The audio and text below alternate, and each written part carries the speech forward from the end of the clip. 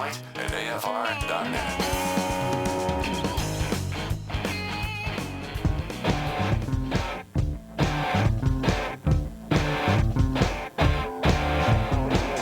Let me tell you how it will be. There's one for you, 19 for me. I am the tax man. I am the tax man. Tax man. Should 5% appear too small? Be happy I don't tax at all. I am the tax man. I am the tax man. If you drive a car, I will tax Main Street. If you try to sit, listen now, I will tax your seat. If you get too cold, I will tax the heat. If you take a walk, I will tax your feet. I am the tax man. That's Barack Obama, the tax man. Tax Freedom Day this year is April 18. That's 3 days from now. You have been working for the government at all levels, federal, state, local, up until through today. You won't be working for yourself until whatever the 19th is. What is that, Friday? You're not going to be working for yourself until April 19. You have been working for the government up until this point and will for the next 3 days. April 18 is going to be Tax Freedom Day. And the total amount that government's going to collect from us, poor chumps, is $4.22 trillion.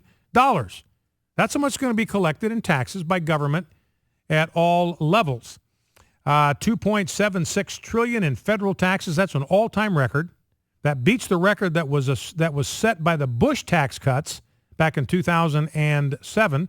$1.45 trillion in state taxes. The total, 29.4% of income is how much we're going to spend. We're not working for ourselves until April 19. Now, given that background, you know what Barack Obama's effective tax rate is? Remember, now Barack Obama's the guy who was complaining about Warren Buffett. He's not paying his fair share. Well, Warren Buffett is saying, I'm not paying my fair share. My secretary's paying a higher rate than I am.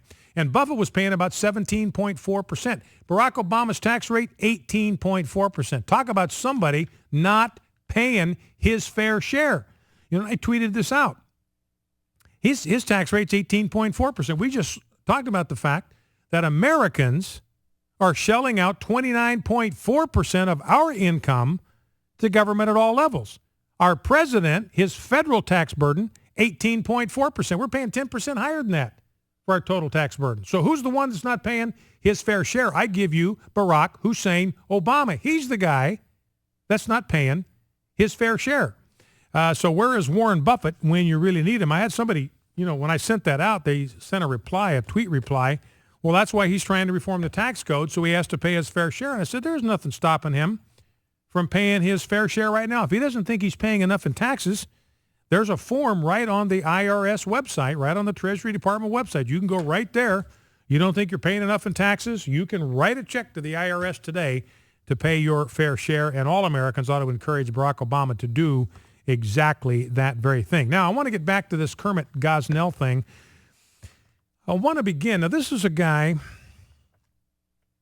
that killed babies after they were born. Now, again, I warned you, this is pretty strong content, so be advised if you stick with me on this. What Kermit Gosnell specialized in were late-term abortions. This was after 24 weeks, after the time when they were legal. They are legal in Philadelphia up until 24 weeks. After that, it's illegal. So Kermit Gosnell was operating this completely illegal abortion center. And he would charge, this is what's grotesque, he would charge by the pound. I'm not kidding, ladies and gentlemen. He would charge mothers by the pound. The bigger their baby was, the more he charged them. He's like a contract killer. How much do I owe you, Doc, to kill my baby? It all depends on how much your baby weighs. That's how grotesque this thing. He was charging by the pound. And a lot of these babies were delivered alive. And he killed them by taking a pair of scissors and snipping the spinal column. This is what's called an internal decapitation. He severed their heads from their bodies. This is a little baby now that's born. It's outside the womb. It's an infant. It's a United States citizen. And he killed them by snipping the spinal cord. And sometimes these babies would still be moving even after he had severed the spinal cord. He told one mother, as her baby's sitting there twitching in a pan, that's like a chicken with its head cut off. That was his exact words. That baby's not alive. That's like a chicken with its head cut off, as she's watching her baby thrash around in that pan. That's who we're talking about here. This ought to be the trial of the century. This should be wall-to-wall coverage on all the media. He's on trial for killing 7 babies. The testimony is from the grand jury and other witnesses that he probably did this to more than 100 babies.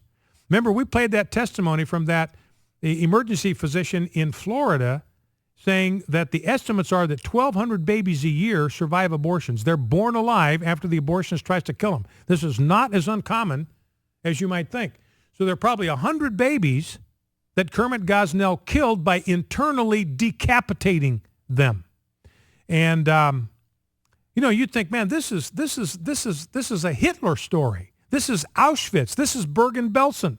This is Joseph Mengele, and yet not a peep. Now, Kirsten Powers, you've probably seen her on Fox News, and she retweeted one of my tweets, by the way, this weekend. She came across a tweet that I had sent out referring to Kermit Gosnell as Philadelphia's Hitler. And she thought that was too strong. She didn't like that. She rebuked me for sending out a tweet comparing Gosnell to Hitler. And I asked, based on what you've just heard, in fact, I think this guy's worse because he did it himself. Hitler delegated all that. He had other people round Jews up and send them to the gas ovens. Gosnell's doing it himself. And he's teaching 15-year-old interns how to do this kind of stuff. Now, here's a piece by Kirsten Powers, the one who rebuked my tweet this weekend. But she was writing about the media blackout. This was in USA Today on Thursday or Friday this appeared. The heading of her piece, "We Have Forgotten What Belongs on Page 1. Now, what I'd like to do is I'd like to have your calls on this, on why you think the mainstream media has blacked out this story. Why have they done it? What's your explanation as to why the mainstream media would not touch this story for 4 weeks? They're starting to now because of what Kirsten Powers wrote that I'm about to read to you, but they haven't touched this thing. And I want your explanation why you think they have failed to touch this thing or refused to. So we'll take calls on 2 topics: your reaction to the Kmart ad, more likely or less likely to shop at Kmart, and then why you think the mainstream media has refused to cover the Kermit Gosnell story, the horrors of what this man did. And by the way, this guy was a blatant racist. He was an out-and-out racist. He's African-American. He's black. But he had a special room, well-appointed, immaculate, clean, for white clients. I kid you not. If a white woman came into his clinic, she got sent to a special room for white folks only. If they were black, if they were Latino, if they were immigrants, they got sent to a room that was a dump. So this guy is a racist on top of being a Hitler. Now, here's excerpts from Kirsten Powers' piece. We've forgotten what belongs on page 1. Infant beheadings, severed baby feet in jars, a child screaming after it was delivered alive during an abortion procedure. That's what one of the witnesses who assisted said. This baby was born. I put it in a pan and it screeched. She used the word screeched. It was like a little alien, like the sound you would imagine coming out of an alien. Haven't heard about these sickening accusations, she writes. It's not your fault. Since the murder trial of Pennsylvania abortion doctor Kermit Gosnell began March 18, that's a month ago, there has been precious little coverage of the case that should be on every news show and front page.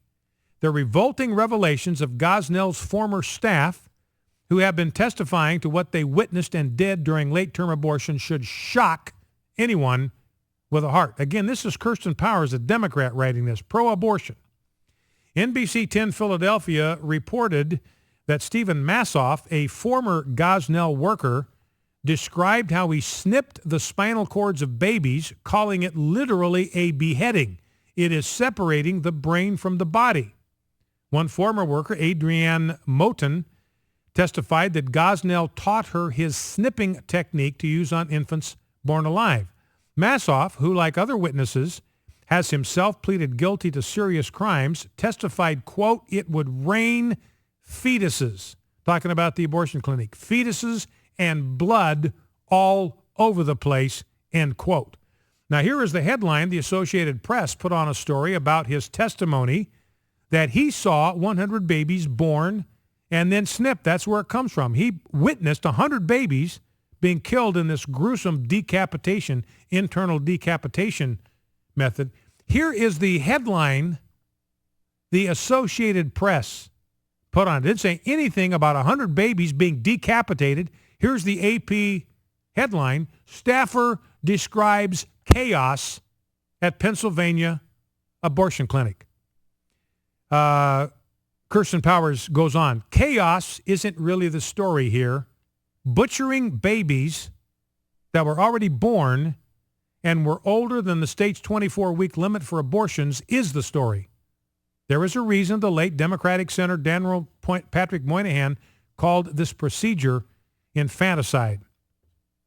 A LexisNexis search shows none of the news shows on the three major national television networks has even mentioned the Gosnell trial in the last 3 months.